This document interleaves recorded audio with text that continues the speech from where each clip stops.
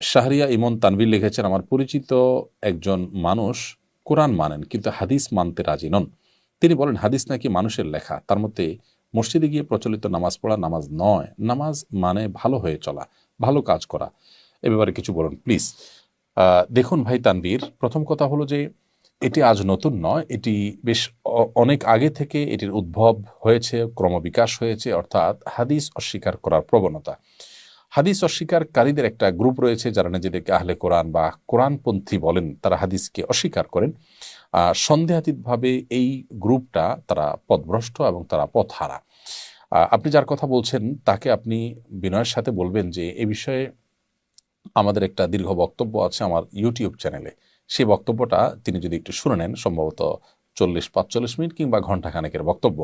সেখানে আমরা চেষ্টা করেছি যে হাদিসের প্রামাণ্যতার দলিলগুলো কি কি সেটা তুলে ধরতে। আমার বিশ্বাস সেখানে কোরআন থেকেই যেহেতু আমরা দলিল উপস্থাপন করেছি যে হাদিস মানতে হবে, সেগুলো যদি তিনি শুনেন আমার মনে হয় তিনি পরিষ্কার হয়ে যাবেন। এর পাশাপাশি মৌলানা এমদাদুল হক, চুয়াডাঙ্গার একজন আলেম, তিনি হাদিস কেন মানতে হবে সে বিষয়ে একটা বই লিখেছেন। শেখ আবদুল্লাহ বিন আব্দুর রাজ্জাক নামে একজন তরুণ আলেম, তিনি আরেকটা বই লিখেছেন। আরও এরকম অনেকে অনেক বই লিখেছেন যেগুলো হাদিসের প্রামাণ্যতার বিষয়ে আপনাকে আপনাকে কনভিন্স করতে পারে। আপনি সেই বইগুলো পড়তে পারেন, সত্যানুসন্ধানী হয়ে থাকলে ওনাকে বলবেন যে উনি বইগুলো পড়েন। আর পাশাপাশি আমাদের বক্তব্যটা শুনেন। আমি শুধু আজকে দুটি প্রমাণ দিয়ে এখানে শেষ করব, কারণ এই সংক্ষিপ্ত ভার্সনের প্রশ্নোত্তর সেশনে আসলে এই বিষয়ে দীর্ঘ আলোচনা করার সুযোগ নেই। প্রথমত, আল্লাহ সুবহানাহু ওয়া তাআলা কোরআনে কারিমে পরিষ্কার করে বলেছেন তার হাবিব সাল্লাল্লাহু আলাইহি সাল্লামকে যে, হে রাসূল, আমি আপনার প্রতি কোরআন নাজিল করেছি কেন?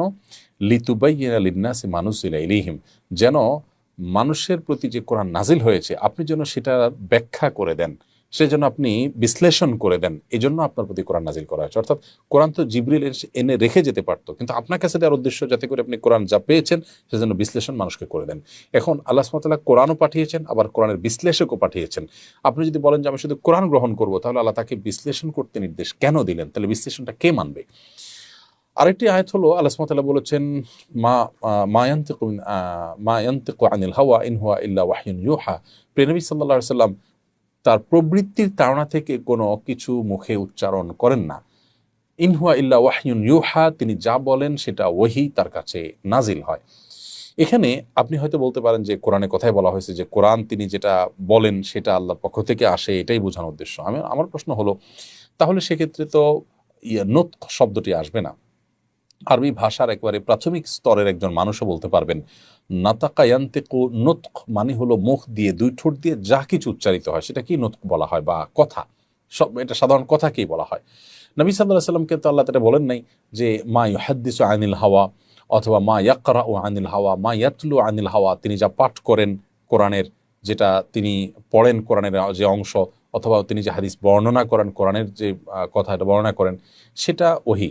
এটা আল্লাহ বলেননি। আল্লাহ কিন্তু আল্লাহ বলেছেন মা ইয়ানতিকু আনিল হাওয়া, তিনি মুখ দিয়ে কোনো কিছুই উচ্চারণ করেন না যেটা ওহীর বাইরে। তার মানে হলো যে হাদিসটা নবী সাল্লাল্লাহু আলাইহি ওয়াসাল্লাম এটা ওহীর অন্তর্ভুক্ত। যারা মনে করেন যে হাদিসের মধ্যে শুদ্ধ অশুদ্ধ আছে, এটা নিয়ে আমরা কিভাবে চলবো, আমি জানতে চাই কোরআন আপনারা কার কাছ থেকে পেয়েছেন? আপনি তো 1400 বছর আগে ছিলেন না। যে সাহাবী তাবে তাবিন হয়ে যে চেইন এবং পাইপলাইন দিয়ে কোরআন এসেছে, একই চেইন এবং পাইপলাইন দিয়ে হাদিস এসেছে।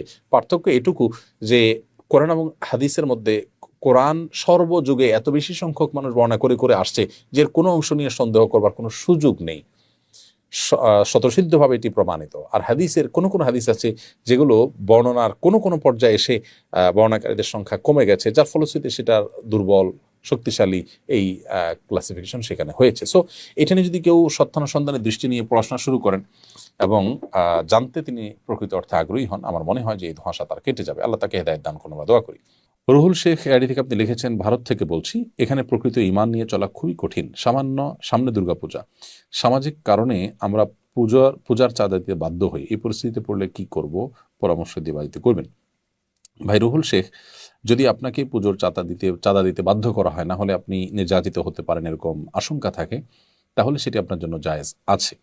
আল্লাহ সুবহানাহু ওয়া তাআলা কোরআনে কারিমে পরিষ্কার ভাবে বলেছেন, ইল্লা মান উকরিহা ওয়া কলবুহু মুতমাইন্নুন বিল ঈমান, যে ব্যক্তিকে বাধ্য করা হয়েছে শিরক বা কুফরি বাক্য মুখে উচ্চারণ করতে, অথচ তার ঈমান পরিপূর্ণ রয়েছে অন্তরে, তাহলে তার কথা ভিন্ন, অর্থাৎ তার জন্য এটি বলার কারণে সে মুশরিক হয়ে যাবে না।